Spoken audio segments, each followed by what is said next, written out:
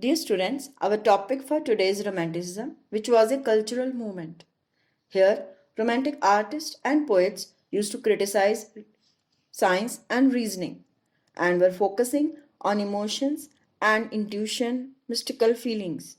That is, these Romantic artists and poets were against reasoning and scientific thoughts and were instead focusing on spirituality and love for the country. Here, our first example is of German nationalism.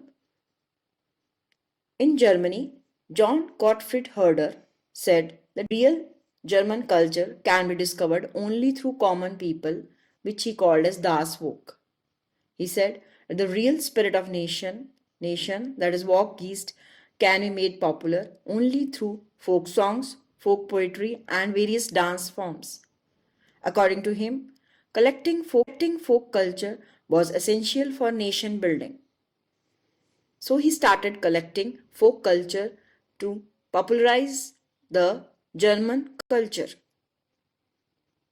Then our second example is of Poland. Poland was partitioned by various superpowers of that time, which are Prussia and Austria.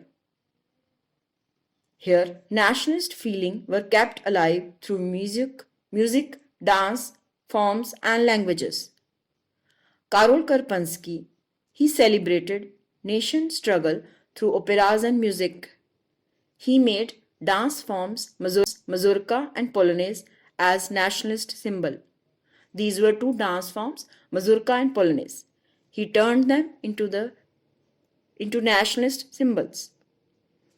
As you can see in the image, these are the dance forms, polonaise and mazurka. Then during this Russian occupation here in Poland, Russian language was imposed everywhere. In schools, in churches, priests were not allowed to preach in Polish language. And if they tried to preach in Polish language, they were sent to jail in Siberia. Even in schools, Polish language was not allowed to be spoken or taught. The use of Polish language came to be seen as a symbol of struggle against Russian dominance. People used to speak Polish language to protest against Russian occupation. So this is how language played a role to keep the nationalist feelings alive.